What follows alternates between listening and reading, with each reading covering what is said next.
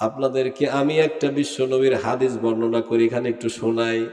আল্লাহর নবীর সাহাবী হারিস আল আশআরী রাদিয়াল্লাহু তাআলা আনহু قال قال رسول الله صلى الله عليه وسلم انا امركم بخمس الله امرني بهن بالجماعه والسمع والطاعه والهجره والجهاد في سبيل الله فانه من خرج من الجماعه قيد شبرين فقد خلا ربقة الإسلام من عنقه إلا أن يرجع من ذا بداء الجاهلية فهو جزاء جهنم قالوا يا رسول الله وإن صام وصلى قال وإن صام وصلى وزعم أنه مسلم جربلنا الله أكبر আমার নবী হারিস আল আশআরী রাদিয়াল্লাহু তাআলা আনহু বলেন, নবীজি একদিন সাহাবীদেরকে বললেন, সাহাবীরা, আল্লাহ পাক রব্বুল আলামিন আমাকে 5টা বিষয়ের নির্দেশ প্রদান করেছেন। কয়টা বিষয় ধরে বলেন? 5টা বিষয়ের নির্দেশ প্রদান করেছে। আমিও তোমাদেরকে সেই 5টি বিষয়ের নির্দেশ প্রদান করতেছি, শোনো।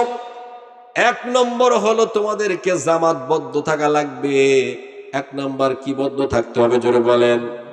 জামাতবদ্ধ থাকতে হবে। জামাতবদ্ধ ছাড়া, জামাতের বাইরে থাকলে বিপদ হয়ে যাবে, জোরে বলেন ঠিক কিনা? আমার আল্লাহ কোরআনুল হাকিমের মধ্যে বলেছেন, ওয়াতাসিমু বিহাবলিল্লাহি জামিয়া ওয়া লা তাফাররাকু। আল্লাহু আকবার বলেন। আমার আল্লাহ পাক বলেছেন, তোমরা আমি আল্লাহর রজুকে, আমি আল্লাহর দ্বীনকে তোমরা একতাবদ্ধভাবে, জামাতবদ্ধভাবে আমি আল্লাহর রজুকে আঁকড়ে ধরো, কখনো বিচ্ছিন্ন হয়ে যেও না। জঙ্গলের ভিতরে যদি হাজার হাজার ছাগলের ভিতরে, হাজার হাজার হরিণের ভিতরে একটা হরিণ আলাদা হয়ে যায়, পরে সিংহ ধরে, জোরে বলেন ঠিক কিনা? এই যে আমার দেশের টঙ্গীতে তাবলিগের ভাইরা জামাতের বাইরে চলে গেছে, তারা বিভিন্ন ধরনের দলাদলিতে লিপ্ত হয়েছেন। এক দল সাতপন্থী, আর এক দল এতাতপন্থী। আল্লাহর পন্থী কিন্তু কোন দলকেই পাওয়া যাচ্ছে না, জোরে বলেন ঠিক কিনা? আমাদেরও লাগবে আল্লাহর দল, জোরে বলেন ঠিক কিনা? ওরা হলো সাদের দল, আর একটা হলো এতাতি দল। এই এতাতি আর সাদের দল কি, জোরে বলেন ঠিক কিনা? সবার হওয়া লাগবে আল্লাহর দল, আর আল্লাহর দল মানে একটা দল, জোরে বলেন ঠিক কিনা? এরা হয়ে গেছে 2 দল। এই জন্য 2 দলের ঢিপে ঢিপিতেই কয়েকদিন আগে 4-5 জন ডেড হয়েছে, মৃত্যুবরণ করেছে টঙ্গীর ময়দানে, জোরে বলেন ঠিক কিনা? আমার ভাইয়েরা, ওরকম ভাবেই জামাতের বাইরে যাবে যারা, বিপদে পড়বে তারা, জোরে বলেন ঠিক কিনা? বাংলাদেশের বুকে এখন এই বর্তমানে এই তাবলিগ জামাত মানুষকে চিন্তায় ফেলে দিয়েছে, জোরে বলেন ঠিক কিনা? এই ব্যক্তিগুলো আসলে ইসলাম বোঝে নাই। আমার এই হাদিসটা শুনলেই আপনারা বুঝতে পারবেন। আল্লাহর নবী বললেন, আমার আল্লাহ আমারে নির্দেশ দিয়েছে 5টা, তার 1 নম্বর নির্দেশ আমি তোমাদেরকে সেই নির্দেশগুলো দিচ্ছি, শোনো। 1 নম্বর হলো জামাতবদ্ধভাবে থাকতে হবে। 2 নম্বর হলো ওয়াসামি, আর ওই জামাতের যিনি আমিরুল মুমিনিন হবে, আমির হবে, তার ওই আমিরের কথাও শুনতে হবে, জোরে বলেন ঠিক কিনা? জোরে বলেন ঠিক কিনা? ওই আমিরুল মুমিনিনের কথাও শুনতে হবে। এই যে তাবলিগের ভাইদের আসলে আমির নাই, কি নাই জোরে বলেন? আমির নাই। আমির যদি থাকতো তাহলে আর ওই বাঁশ দিয়ে বাইরে বাইরে মানুষদেরকে হত্যা করতো না, জোরে বলেন ঠিক কিনা? আসলে ওদের আমির নাই দেখে এই প্রবলেমটা হয়েছে। জামাত হলেই সেই জামাতের আমির হবে কয়জন? জোরে বলেন কয়জন? জোরে আরো জোরে বলেন কয়জন? আমির যখন একই দলের 2 জন হয়, আমাদের দেশের বিএনপির আমির হলে প্রতি থানায় 7-8 জন করে। এই জন্য মারামারি কম না বেশি? জোরে বলেন বেশি না কম? আর কয়দিন আগে যেটা পালাইছে ওখানে তো অভাবই নাই, জোরে বলেন ঠিক কিনা? নেতার কোনো অভাব নাই। নেতা আছে দলে যত বেশি, ওই দলের বিপদ তত বেশি, জোরে বলেন ঠিক কিনা? ওদের মারার জন্য অন্য দলের লোক লাগে না, ওদের আজরাইল ওদের ঘরেই বসে থাকে, জোরে বলেন ঠিক কিনা? জোরে বলেন ঠিক কিনা? এই যে তাবলিগের ভাইদের যেমন আজরাইল, নিজেদের আজরাইল নিজেদেরই ঘরে রয়েছে, খালি একটা অভাব, সেটা হলো আমির নাই, জোরে বলেন ঠিক কিনা? আমির থাকা লাগবে। এরপরে সেই আমিরের ইতাআত করতে হবে, আমিরের অনুসরণ করতে হবে, অনুকরণ করতে হবে। আমির যে নির্দেশ দেবে সেটাই সামি'না ওয়া আতা'না হিসেবে শোনা মাত্র মেনে নিতে হবে। যদি আমিরের কথা কেউ মানে ওই দলে কোনোদিন অশান্তি লাগতে পারে না। জোরে বলেন ঠিক কিনা? 5 আগস্টে জুলাই বিপ্লবের পর 5 আগস্ট যেদিন বাংলাদেশ স্বাধীন হয়ে গেল, বাংলাদেশের নির্যাতিত নিপীড়িত রাজনৈতিক দল হলো বাংলাদেশ জামাত ইসলামী। জোরে বলেন ঠিক কিনা? আরো জোরে বলেন ঠিক কিনা?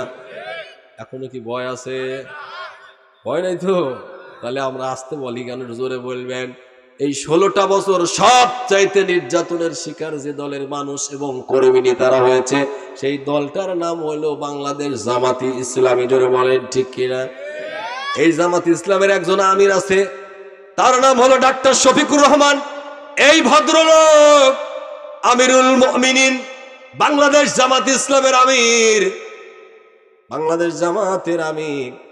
5 আগস্টে যখন দেশটা স্বাধীন হয়ে গেল, তার দলের নেতা কর্মীদেরকে বললো, যারা তোমাদের নির্যাতন করেছে, নিপীড়ন করেছে, তাদেরকে আপাতত মারার দরকার নাই। জোরে বলেন ঠিক কিনা?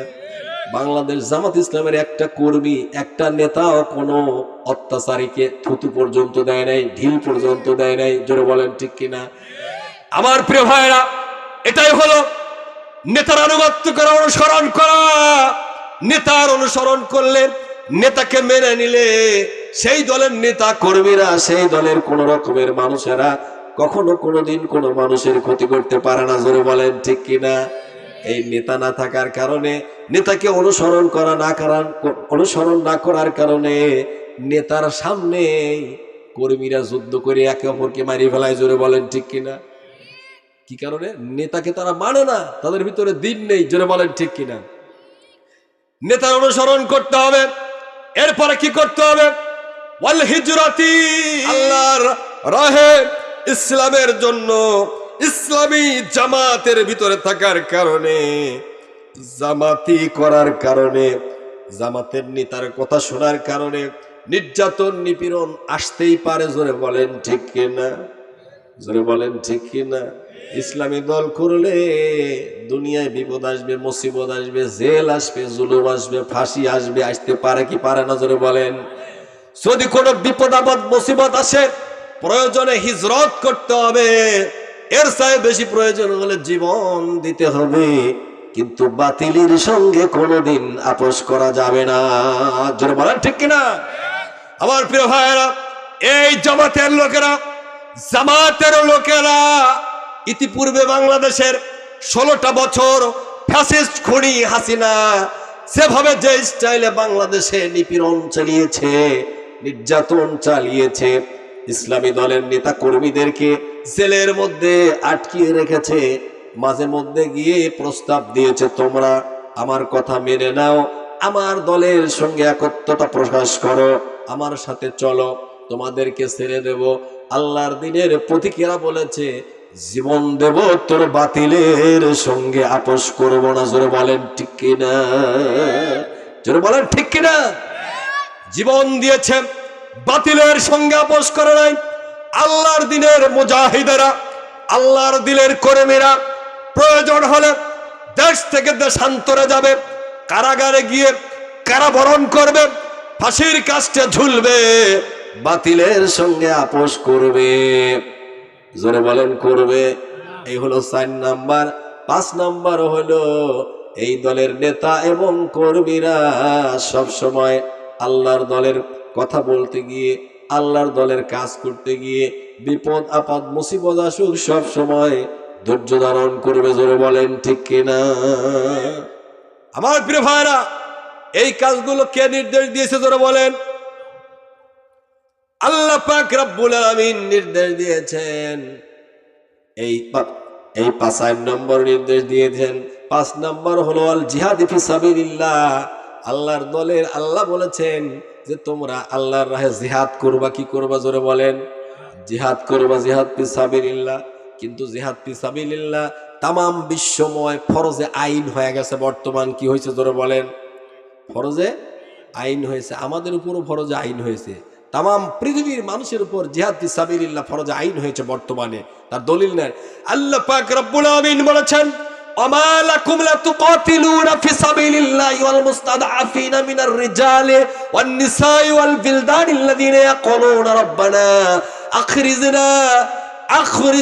ربنا أخرجنا هذه القرية الظالم أهلها واجعل لنا من لدنك وليا واجعل لنا من لدنك نصيرا الله أكبر বলুন আমার আল্লাহ পাক বলেছেন তোমাদের কি হলো যে ওমা লাকুম লা তুকাতিলুনা ফি সাবিলিল্লাহ আল্লাহর রাস্তায় তোমরা জিহাদ করো না তোমাদের কি হলো কি কারণে তোমরা জিহাদ করো না অথচ তোমাদের সামনেই কত যুবকেরা কত বাচ্চারা কত নারীরা আল্লাহর কাছে ফরিয়াদ করছে রব্বানা আখরিজনা হাযিল ক্বরিয়াতিজ যালিমি হাওলুহা আয় আমার রব আমাদেরকে এই জালিম অধ্যুষিত এলাকা থেকে আমাদেরকে গাজা থেকে আমাদেরকে প্যালেস্টাইন থেকে আমাদেরকে সিরিয়া থেকে আমাদেরকে কাশ্মীর থেকে আমাদেরকে আরকান নামক এই জালিম অত্যাচার বাদশাদের নিকট থেকে এই এলাকা থেকে নিরাপদ স্থানে আমাদেরকে নিয়ে যাও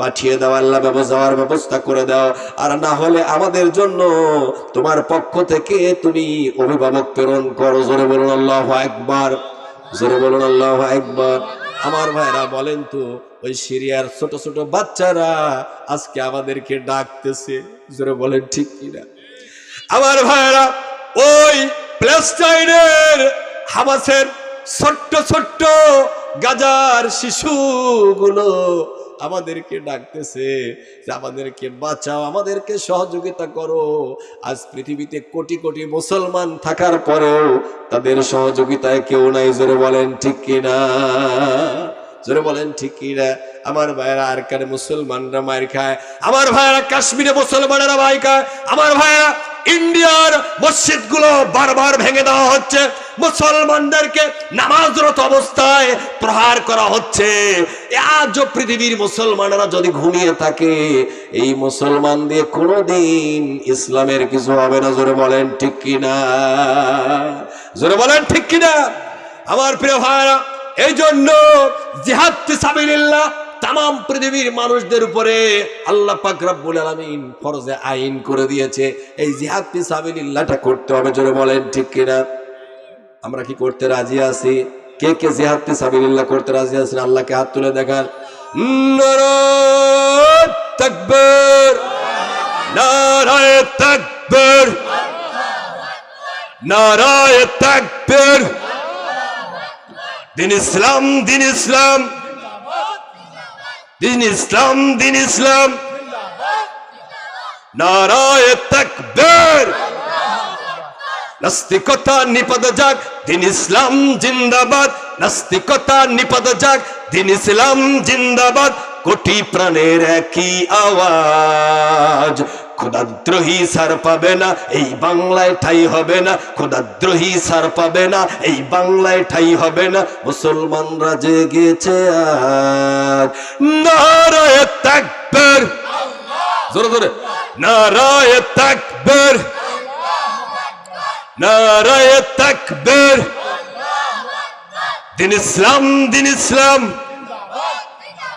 ইসলামেরই জন্য দেশের হয়েছে জন্ম ইসলামের বিরুদ্ধে গেলে দেশ হবে ভিন্ন জোরে বলেন ঠিক কিনা ইসলামের বিরুদ্ধে যারা নিয়েছে অবস্থা এই বাংলায় ঠাই হয় নাই গিয়েছে হিন্দুস্তান জোরে বলেন বাংলাদেশে কি ঠাই হয়েছে জোর কদমে সামনে চলো বজ্রকণ্ঠে আওয়াজ তোলো সবাই মিলে একই তালে দাও না স্লোগান নারায়ে তাকবীর